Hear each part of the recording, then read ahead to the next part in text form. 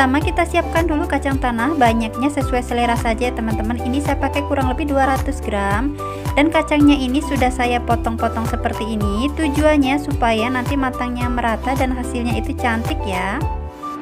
Dan ini bumbunya juga sudah saya siapkan. Ada 6 siung bawang putih, 4 buah kemiri, 1 sendok makan ketumbar. Ini kita haluskan dulu ya, boleh diulek, boleh juga di blender. Nah, di sini saya pakai blender aja ya teman-teman supaya lebih cepat dan praktis.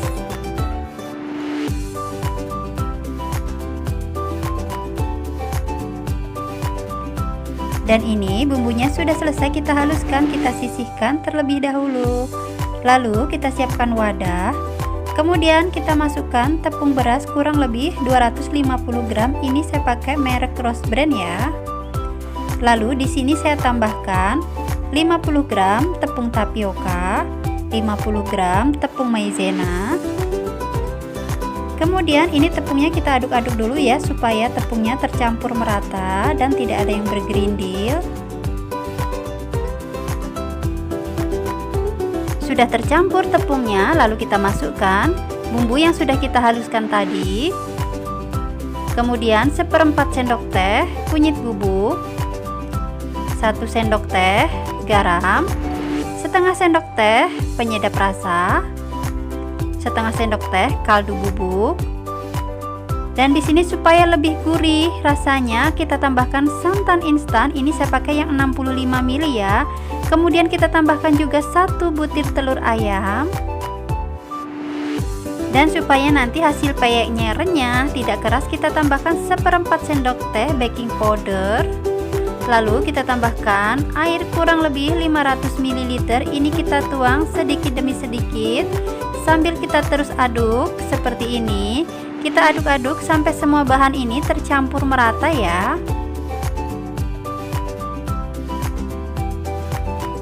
Setelah tercampur merata dan tidak ada yang bergerindil lagi tepungnya, dan teksturnya kurang lebih seperti ini ya teman-teman, agak encer.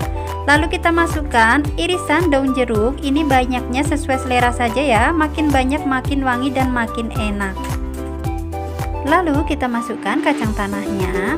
Untuk banyaknya sesuai selera saja teman-teman, makin banyak juga makin enak dan gurih. Kemudian kita aduk-aduk semuanya sampai kacangnya ini tercampur merata dengan tepungnya ya. Nah, kalau sudah seperti ini, sudah tercampur merata semuanya, ini siap untuk kita goreng ya.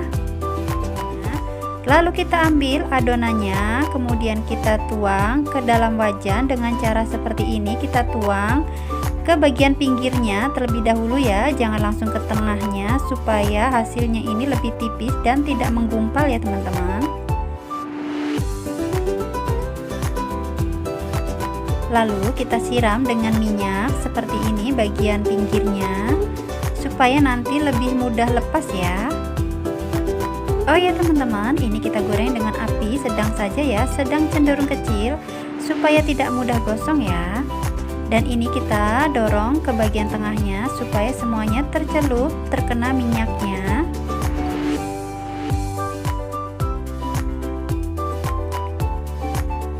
Setelah agak mengeras, kemudian kita balik ya supaya matangnya merata. Lalu kita tunggu sampai peyeknya ini matang ya.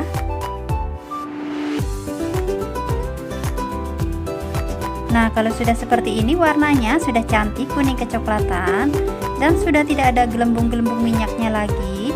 Ini sudah matang ya. Kemudian kita angkat, kita tiriskan. Lalu kita goreng sisa adonannya sampai habis ya.